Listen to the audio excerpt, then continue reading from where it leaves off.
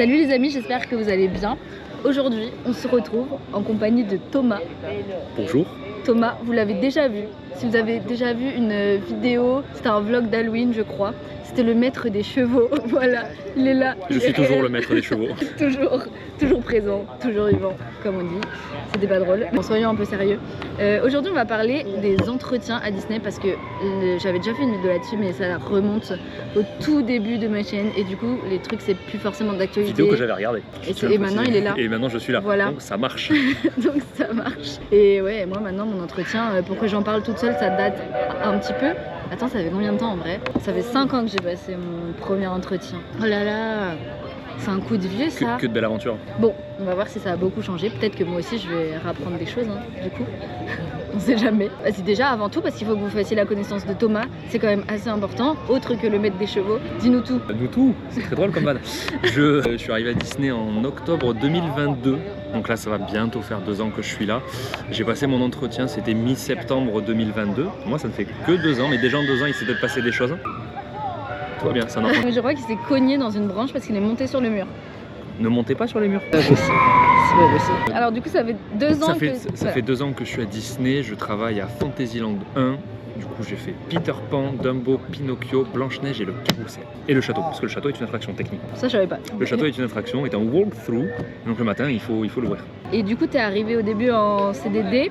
Ouais. En cours CDD. En fait, j'ai eu un parcours un peu atypique, je pense. En gros, quand j'ai postulé, moi je voulais postuler, il y avait une offre qui était en ligne sur Halloween et Noël. C'était une offre globale. Et quand j'ai eu mon entretien, elle m'a expliqué au mon entretien qu'il n'y avait plus de place sur cette offre-là, mais qu'il lui restait des places en Halloween et en juste Noël. Et du coup, au lieu de me proposer un CDD long, elle me proposait 2 CDD plus courts.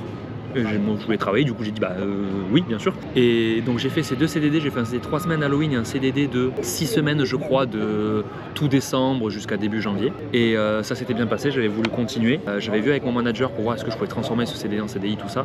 Il avait dit que c'était pas possible à ce moment parce qu'il n'y avait pas de place disponible. Mais il m'avait dit je vais voir ce que je peux faire. Il m'avait proposé du coup de faire d'autres CDD puisqu'il y avait d'autres CDD qui s'étaient réouverts. Et c'est un CDD long que j'ai eu de mars à novembre que j'ai pu transformer en CDI puisque généralement les périodes de conversion en CDI se font plutôt à la fin de l'été. Et donc c'est là que j'ai pu transformer en CDI. Donc techniquement j'ai été en CDD pendant presque un an. Enfin moi c'est le parcours que je conseille parce qu'au moins tu peux voir en cours CDD, c'est ce que j'avais fait aussi au début, c'était cours CDD ce qui se passe, après long CDD, comme ça tu vois si aussi sur le long terme, sur plusieurs semaines c'est toujours un rythme qui te convient. Et après la conversion CDI parce que bon à un moment il faut quand même avoir son CDI, mais je trouve que c'est un parcours qui est assez intéressant. C'est la première question qu'on m'avait posée à l'entretien, c'était vous avez postulé à un CDD, est-ce que vous êtes intéressé par un CDI? Et moi c'est ce que je leur avais dit, si j'ai postulé à un CDD c'est parce que ok c'est le métier de mes rêves mais je l'ai jamais fait, donc je sais pas si vraiment il va me correspondre dans les faits. Et donc je préfère ne pas m'engager autant pour moi que pour eux. Et du coup c'est pour ça que j'ai commencé par un CDD. Bon après je suis resté sur une autre histoire mais voilà. Et il y en a beaucoup qui arrivent et qui au final ne repartent plus. Revenons un petit peu en arrière et parlons de cette période entretien. Déjà je le rappelle, pour avoir son entretien, il faut avant tout postuler sur le site de Disney Careers parce que vous ne pourrez pas faire de candidature spontanée, c'est plus possible. Il faut attendre que l'offre elle soit en ligne. Donc soit il y aura des offres CDI directement, soit il y aura des offres CDD.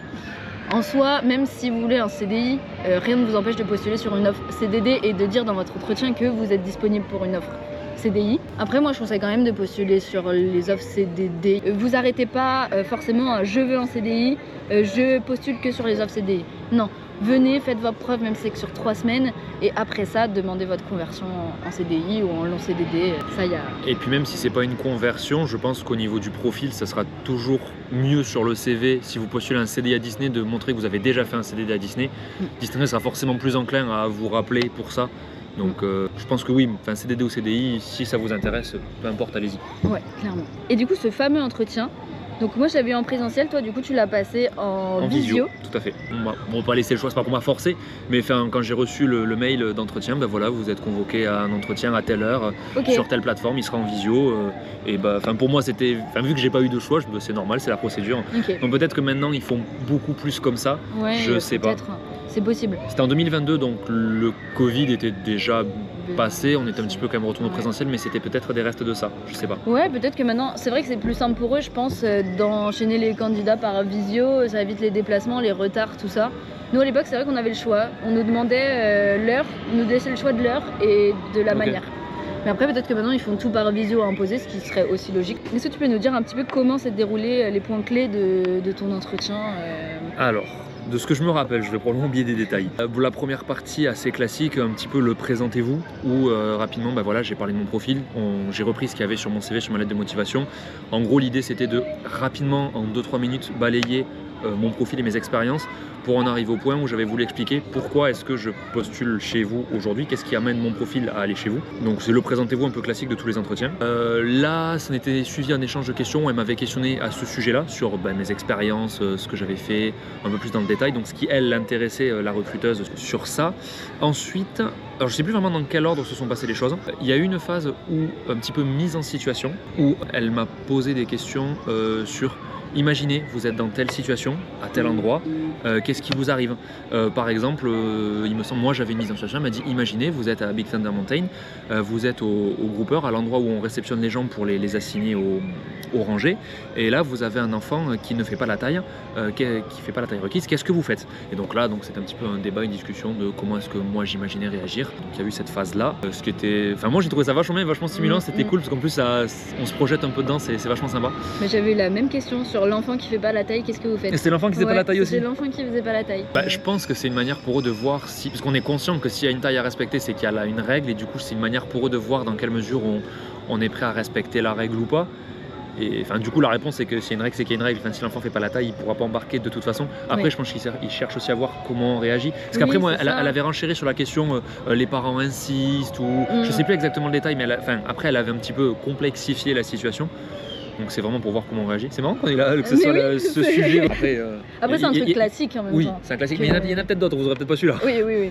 Mais c'est par contre une situation que tu as tout le temps quand tu travailles après, c'est l'enfant qui fait pas la taille et les parents qui veulent quand même mettre l'enfant. C'est cool qu'il l'a posé en entretien, ça fait le truc déjà un peu de voir comment tu réfléchis et si tu vas céder ou pas, ou si vraiment pour toi la sécurité c'est important. Je pense que ça leur met une bonne piste. Il y a un fun fact sur les enfants qui font pas la taille qu'a raconté Chris Hemsworth, l'acteur qui joue Thor. Je sais pas si tu l'as entendu ce fun fact. Non. Il était dans je sais plus quel parc d'attraction et il racontait que son fils ou sa fille, je sais plus, ne faisait pas la taille pour faire une attraction à 2 cm. Et lui, ça l'embêtait beaucoup. Et en fait, il s'est débrouillé pour lui trouver des chaussures qui allaient lui agrandir la taille. Ils avaient réussi à faire l'attraction et apparemment il a passé toute l'attraction hyper flippé avec la main dessus parce qu'en fait il s'est rendu compte de pourquoi est-ce qu'il y avait une taille requise et il a dit je ne réitérerai plus jamais l'expérience. Ça me fait beaucoup rire. Donc écoutez Christophe. Écoutez Thor. Pas ces bêtises. Donc voilà, j'avais eu cette question là. Il y avait eu aussi après des questions un peu plus techniques, dont au-delà de ce que j'avais déjà fait par le passé, des questions sur qu'est-ce que je sais faire et qui eux les intéressent. Donc tu as ces questions spécifiques, tu as toute la partie où tu te présentais et pour se présenter et rester dans ce thème-là, tu vas avoir tout ce qui est sur toi pour te vendre. Par exemple, il y a quelqu'un qui me posait la question, est-ce qu'il faut qu'il parle de son expérience au parc Astérix? Bien sûr, toutes les choses qui peuvent vous mettre en valeur par rapport à ce que vous avez fait avant et qui peuvent vous servir sur le parc, même si c'est chez un concurrent. Bien sûr qu'il faut le mettre en valeur. Si vous avez travaillé en attraction Astérix ou dans le tourisme ou quoi, c'est des choses qu'il faut mettre en valeur. Dans le tourisme de manière générale, moi j'avais vachement mis en avant le fait que j'ai bossé pendant 1 an dans un escape game. Voilà. Et alors après, derrière, elle m'avait posé des questions. Pourquoi? Est-ce que vous pensez que ça a des liens, tout ça? Donc après aussi, derrière, on peut argumenter, mais tout est bon à prendre. Bien sûr. Après, du coup, il y a toute la partie horaire. Horaire, ce que vous êtes prêt à faire sur les horaires. Parce que Disney, vous le savez, c'est des horaires où des fois vous pouvez commencer à 6h30 du matin, parfois finir à minuit, parfois même à 2h du matin, s'il y a des events. Donc ça, faut mettre aussi en avant le fait que vous êtes prêt à le faire. Toi, je sais pas comment ils t'ont tourné la question pour les heures. Ils avaient... Je sais plus exactement, en fait, c'était ça, présenté vous pouvez commencer au plus tôt à 6h du matin, finir au plus tard, je crois que c'est 3h du matin, enfin 2h50. Est-ce que c'est compliqué pour vous? Est-ce que vous avez certaines contraintes qui vous en empêchent? Et donc là, après, c'est selon votre profil aussi, à vous de répondre en fonction de vous. Parce que le but premier, après, c'est d'être honnête aussi pour pas vous retrouver avec sur le dos des responsabilités qui ne vous correspondent pas et qui vous intéressent pas aussi. Bien sûr. Bien sûr. Parce qu'il ne faut pas oublier qu'on a le métier qu'on imagine, mais il y a aussi la réalité du terrain et des horaires qui sont larges. Il ne faut pas oublier de travailler dans un parc d'attractions. C'est être là 1-2 heures avant l'ouverture du parc, être là 1-2 heures après la fermeture du parc. Et alors bien sûr, si vous avez commencé à 6h30 du matin, vous n'allez pas finir à 2h. Hein. Les journées changent. Un coup vous êtes du matin, un coup du milieu, un coup du soir. Oui, mais il ne faut pas oublier qu'il y a du très tôt, très tard. Il faut être honnête pendant son entretien. Si c'est pas quelque chose qui vous correspond, dites pas que c'est quelque chose qui vous correspond, parce que vous allez vous retrouver en difficulté après sur le terrain et c'est vraiment pas le but. Il y a peut-être d'autres métiers qui ont des horaires plus réduits qu'attraction et dans lesquels vous pouvez tout autant vous épanouir qu'en attraction. N'oubliez pas ça, restez honnête. De toute façon, si vous n'êtes pas honnête et que vous êtes embauché, ça va se ressentir après et vous serez pas bien et c'est vraiment pas le ça posera problème à un moment ou à un autre. Ouais. Pour vous principalement. Autre question d'ailleurs, qui pose souvent. L'anglais. On en parlait. Ouais, l'anglais. L'anglais, ça vous a beaucoup inquiété. J'ai des questions comme ça sur l'anglais, comment ça se passe. Et au final, on a eu à peu près les mêmes types de choses en anglais aussi. Ouais, c'est assez facile en fait. Alors déjà, ils préviennent à l'avance. Alors moi, c'était marqué sur mon CV, mais voilà, vous avez dit que vous parlez anglais. Là, je vais passer en anglais, je vais vous poser une question, il faudra juste répondre tranquillement en anglais. Et donc là, l'entretien bascule en anglais entre guillemets. Moi, on m'a posé la question, quel est votre film préféré? Ah ok, du coup, j'ai essayé de répondre à la question, enfin, j'ai répondu à la question, quel est mon film préféré en anglais.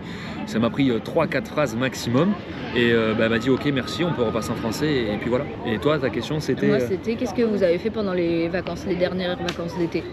Et du coup c'est pareil, hein, en 3-4 phrases aussi, je me suis dépatouillée, j'ai répondu et ils voient très vite en fait si tu sais parler ou si tu sais pas parler. C'est ça, c'est des questions assez générales, ils s'attendent pas à ce que vous ayez le vocabulaire spécifique, ils s'attendent pas à toutes ces choses là, juste voir si vous savez vous débrouiller. On demande pas non plus un anglais parfait.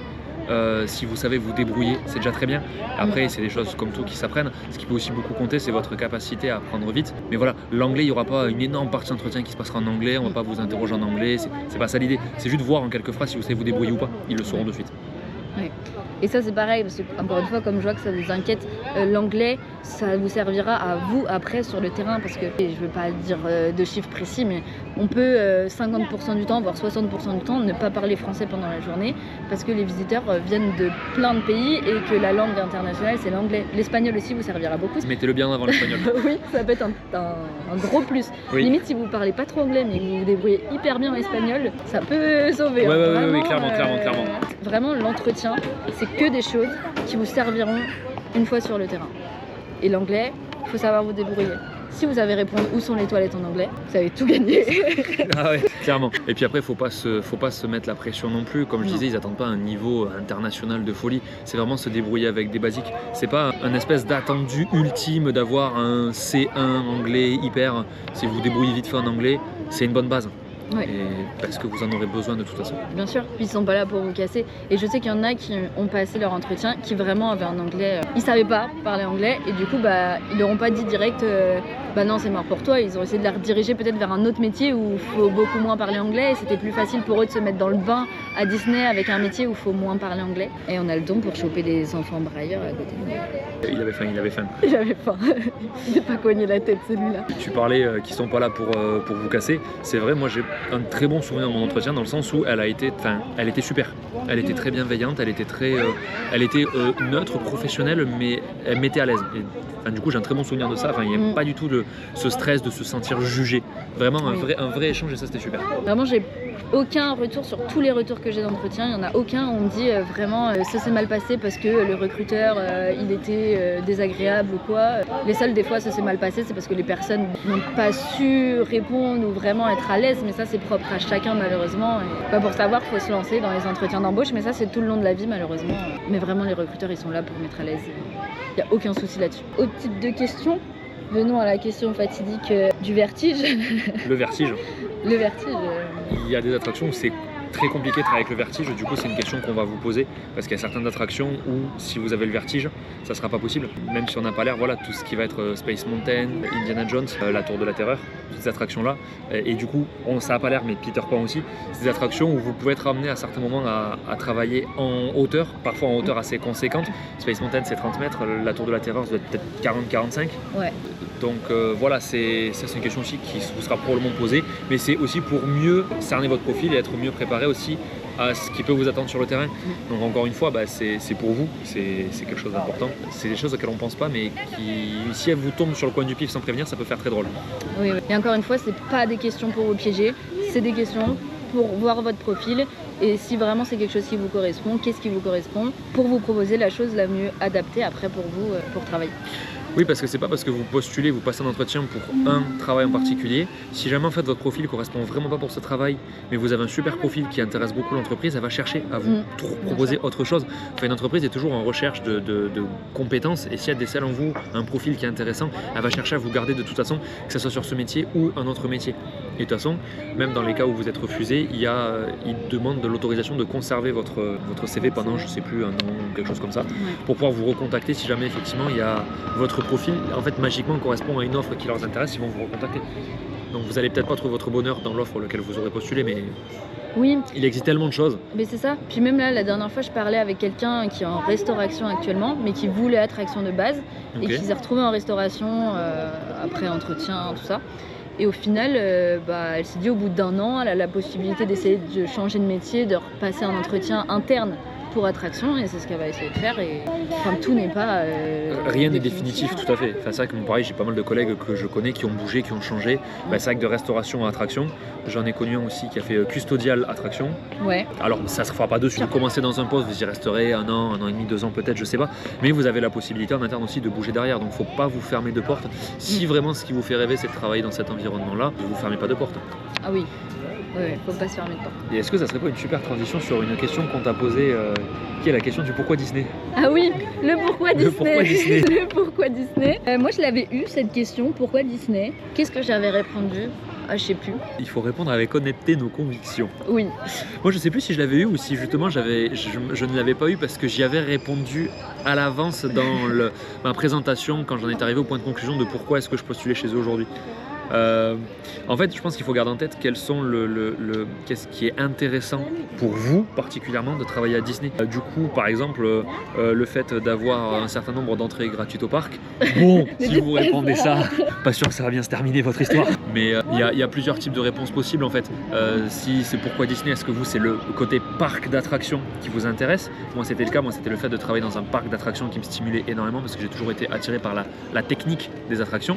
Est-ce que c'est le fait de travailler dans une énorme entreprise de 17 000 employés et en fait le fait de bosser dans une très grosse structure, ça a certains avantages, certains intérêts de fonctionnement de travail qui correspondent à certaines personnes très proches de moi qui sont dans ce cas-là justement, qui ont connu des grosses entreprises, qui ont connu des toutes petites entreprises et qui en fait se rendent compte en fait j'étais très bien dans une grosse entreprise aujourd'hui et du coup j'ai envie de retourner dans une grosse entreprise. Ça peut être toutes ces choses-là, ça dépend vraiment de vous, ce qui vous stimule. C'est quoi toi qui t'a le plus... Moi je crois que c'était plus l'univers Disney, j'avais vraiment mis ça en valeur, que c'était une licence, une entreprise qui m'intéressait beaucoup parce que depuis toute petite j'avais été plongée dans l'univers qui est Disney. Ma mère travaillait à Disney avant donc aussi je l'ai ressorti. Mais ouais, donc ma mère avait travaillé là, j'avais toujours baigné en fait dans cette entreprise et j'avais envie moi-même de faire vivre ça aux visiteurs, tout ce que j'avais vécu depuis petite, j'avais envie de le transmettre maintenant aux nouvelles générations si je puis dire.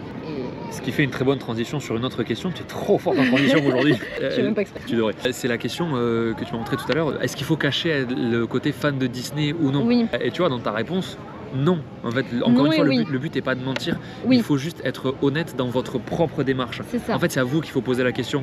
Moi, ce que je dirais, c'est ok, vous êtes très fan de Disney et c'est super. Et toi aussi, et moi aussi, je suis très fan du parc et c'est une des raisons pour laquelle j'ai voulu y aller.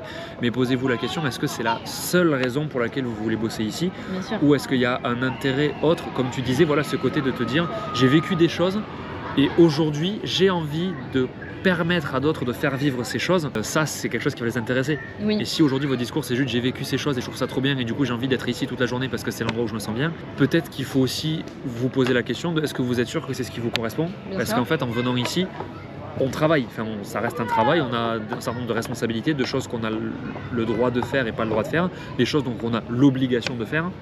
L'expérience c'est pas du tout la même. Alors moi personnellement j'adore, mais c'est la question à vous poser à vous d'abord. Mais c'est ça, c'est pour ça que je dis souvent qu'il faut pas non plus mettre trop en valeur ce côté Disney fan entre guillemets, parce que si tu veux un travail juste pour t'amuser et que c'est ça que tu fais retransmettre dans ton entretien en mode non moi je veux venir à Disney parce que j'aime trop m'amuser dans les attractions et voilà je vais être là sur l'attraction toute la journée, c'est pas non plus la bonne chose. Mais il faut pas non plus le cacher, faut se servir d'aimer ça pour comment dire, pour que ça serve à d'autres intérêts. Et c'est pas seulement le fait, quand je parle de cacher ça entre guillemets, c'est pas le cacher, c'est de vous remettre en question, de savoir pourquoi vous voulez travailler et dans votre entretien, Faire le lien entre les deux. Voilà, c'est ça. Moi, c'est ce que j'ai fait en disant que tu es très fan de parcs d'attractions en général, de la technique des attractions, que ça m'attirait énormément. Et derrière, aussi avec ce côté fan de Disney, comme tu dis, des licences, tout ça, forcément, le seul endroit où tu peux venir travailler, en fait, c'est ici, parce que c'est ça qui... En fait, c'est vraiment faire le lien entre ces deux et pas dire je viens pas là pour m'amuser, je viens là pour autre chose. Et avec en bonus le fait de maîtriser les licences, de connaître, ce qui fait que on sera un peu plus corpo finalement. Oui, aussi. C'est ça. C'est sûr que si t'arrives et que... Alors il y en a un qui arrive et qui connaissent pas du tout Disney, mais si t'arrives et tu dis j'avoue que je déteste ça, c'est pas du tout un univers qui m'attire, ils vont être un peu en mode pourquoi du coup? Non mais c'est vrai que j'avais croisé des collègues qui ne connaissaient absolument pas Disney, qui connaissaient pas le parc. Alors ils étaient pas du coup en face, j'aime pas forcément, si t'aimes pas, comme tu disais, ça va pas marcher. Mais vraiment le côté je connais pas, c'est pas grave. Si ton profil correspond et que ton profil match avec le travail qui doit être fait, super, ça va le faire, tu vas découvrir. Bah oui, on demande que ça, faire découvrir. Moi j'adore faire découvrir l'univers aux gens qui connaissent pas, c'est trop bien aussi. Après, si vous connaissez pas Disney et que vous regardez ces vidéos, vous êtes bizarre quand même, non? Il y a des trucs que je comprends pas. Je vais regarder s'il y a d'autres trucs que vous m'avez posés. Je crois qu'ils ont pas mal posé la question des entretiens à plusieurs. Ah oui, les entretiens à plusieurs. On a des morceaux de réponse quoi. Ouais, les entretiens à plusieurs, ça se faisait beaucoup avant. Là, ça fait longtemps que, on m'a jamais dit récemment, j'ai fait un entretien à plusieurs. Donc ça, je sais pas du tout si ça se fait encore, puisque maintenant, on l'a dit, c'est plutôt des visios. A priori. Après, il y a toujours les entretiens qu'on peut faire sur les sessions de recrutement qu'ils font dans les différentes régions. Ah oui. Mais alors ça, comment ça se passe? Est-ce qu'ils le font toujours à plusieurs? Je vous avoue que j'ai pas de retour là-dessus. Si vous en avez, n'hésitez pas à le mettre en commentaire si c'est le genre d'entretien que vous avez passé. N'hésitez pas. Après, dans tous les cas, ce sera le même type de questions. Ça changera pas. Mais est-ce que les sessions de recrutement se font à plusieurs? Je sais pas. Après, ça dépend aussi du coup des profils, comme on discutait tout à l'heure. Il y a, des profils de métiers. Il y a certains métiers qui ont des entretiens très spécifiques, comme par exemple les métiers pour les danseurs parades ou les choses comme ça. Bien sûr. Mais c'est parce qu'en fait, on recherche vraiment des profils très particuliers. Oui. Et du coup, c'est des méthodologies d'entretien très spécifiques aussi. Là, nous, on vous parle des entretiens opérationnels. Opérationnels assez génériques. Forcément, attraction, custodial, food, merchandise. Et puis, je pense que la plupart des entretiens de postes de bureau vont ressembler grossièrement à ça. Alors forcément peut-être pas sur la partie mise en situation, ou en tout cas peut-être pas à Big Thunder Mountain, mais il y a certains postes spécifiques qui auront des entretiens très spécifiques et qui eux se font peut-être en groupe pour le coup. Oui, peut-être.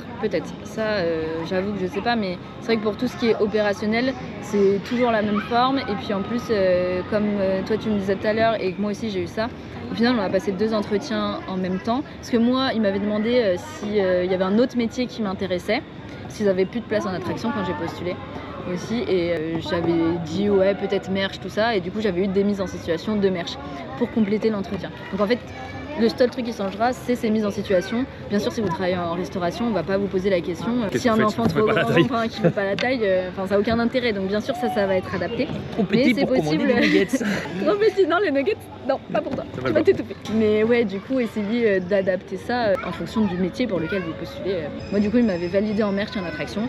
Je leur avais bien fait comprendre que c'était l'attraction qui m'attirait. Parce que moi, compter des sous, je vais faire une erreur. Je vais avoir 100 € d'écart caisse tous les jours parce que je sais pas compter. Mais moi, je sais pas du coup s'ils m'avaient validé, parce que pareil, ils m'avaient posé aussi la question en merch un petit peu, parce que j'avais fait de la vente par le passé. Et je sais, moi, j'ai eu un mail de réponse que c'est bon pour attraction. Bah oui, je prends. Mais aussi au final, j'avais eu l'attraction et puis j'avais mon contrat le soir même. Moi pareil, j'avais passé l'entretien en visio, je crois que c'était 10h ou 10h30 et j'ai eu la réponse par mail à genre midi et demi. Elle m'avait expliqué en fait, parce que j'avais posé la question, quand est-ce que j'aurais une réponse, et elle m'avait dit que, donc elle faisait des entretiens toute la journée, qu'il y aurait une première vague de réponse le midi et une deuxième le soir, et que du coup vu que j'étais du matin, je ferais partie de la vague de réponse du midi. Donc ça fonctionne peut-être pas tout à fait comme ça, mais globalement après l'entretien la réponse elle tombe de suite quoi. Ah oui, vous êtes vite fixé. Ouais, je crois que j'avais réponse dans l'heure et après contrat dans la soirée à signer. Après ça va assez vite. Faites les choses assez vite aussi parce que les contrats quand vous les recevez pour les signer, vous avez 48 heures pour le faire, et si vous l'avez pas fait dans les 48 heures, c'est mort. Donc ça pareil, il faut être un peu réactif à ce niveau-là, il faut y penser. Après nous on a tous les deux la chance, par contre au niveau de notre postulation, c'est un mot qui n'existe pas je crois, mais notre postulage. Voilà, c'est encore postulement. Du postulement que on postule un jour et qu'on ait une réponse très vite après pour avoir l'entretien et tout s'est fait très très vite ça a beaucoup de chance. En 2 ou 3 jours tout était fait. C'est pas le cas de tout le monde. Je peux pas vous donner de délai. Eux, officiellement, ils disent qu'en 3 semaines, ils vous donnent une réponse. Ok. Il y a des gens, au bout de 3 semaines, malheureusement, ils reçoivent des réponses négatives sans avoir passé d'entretien. Mais perdez pas espoir, si c'est comme ça, repostulez quand vous pouvez. Même si vous foirez votre entretien, c'est pas grave. Il y a des gens, ils ont foiré 2 fois leur entretien, 3 fois, et puis la 4e fois, bah, c'était la bonne, et aujourd'hui ils sont là, et ils bossent très bien. Enfin, faut pas perdre espoir parce qu'on a eu un non une fois, quoi. Faut savoir pourquoi on s'est pris un non. Bon, si vous n'avez pas eu l'entretien, malheureusement, je sais que ça peut être ultra frustrant parce que vous savez pas pourquoi vous êtes pris un non. Dites-vous que des fois, c'est juste qu'ils avaient donné tous les postes avant, qu'ils ont fait passer des entretiens avant, à quelqu'un qui a postulé peut-être 1 minute avant vous, et voilà, et il n'y avait plus de contrat. Après, si vous avez passé votre entretien et que vous avez eu un an, souvent les recruteurs, vous avez très bien compris qu'est-ce qui n'allait pas et travaillez là-dessus et vous repostulez. C'est, je crois, jamais fermé, quoi. Mais soyez honnête. Soyez honnête. C'est le plus toujours. important. Parce que si vous l'êtes pas, vous allez le regretter à un moment ou à un autre. Oui. Et de toute façon, ils le verront. Oui. Si on n'est pas honnête, ils savent. Hein.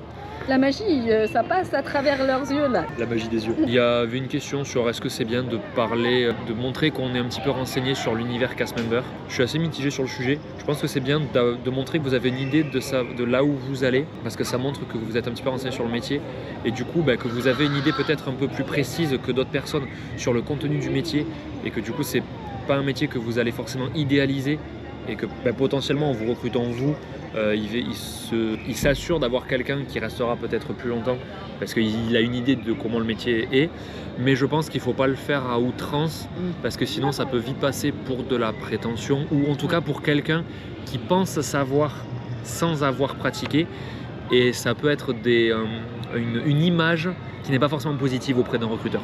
Oui. Donc je pense que c'est pertinent de le faire mais avec parcimonie. Ouais, c'est ça. Dire j'ai conscience de la difficulté de certaines choses, tout ça, oui, il n'y a pas de souci. Aller dire non, mais en fait, je sais qu'il y a ça, et puis je sais même où est Ima, il s'est placé là, et puis on mange à la cantine. Non, ça, non. C'est too much. C'est trop. Bah, merci Thomas. Merci pour, de m'avoir invité, ça. je suis très content. Bah moi je suis très contente de t'avoir reçu parce que tu dis des choses très pertinentes et c'est trop cool d'avoir une autre vision. Bienvenue sur cette chaîne. Plus récente, ouais. Ça me fait très plaisir, je suis très content d'être là. Tu n'es plus que l'homme des chevaux maintenant. Je suis plus que l'homme des chevaux. Mais ouais, en tout cas ça m'a fait grave plaisir. Peut-être que on te reverra bientôt sur un autre thème, autre chose, sait-on jamais. Avec si plaisir. toi tu as envie, bien sûr, je ne te force pas parce qu'après on va dire que je maltraite mes invités et Mortimer elle va en rajouter après, donc c'est bon. Bon, en tout cas, si la vidéo vous a plu, n'hésitez pas à laisser un petit pouce, un petit commentaire, à vous abonner, à activer la cloche. En attendant, je vous fais des gros bisous, cœur sur vous et surtout, n'oubliez pas, ne laissez jamais personne vous faire croire que vos rêves sont trop grands. Même si vous faites refuser un entretien, continuez.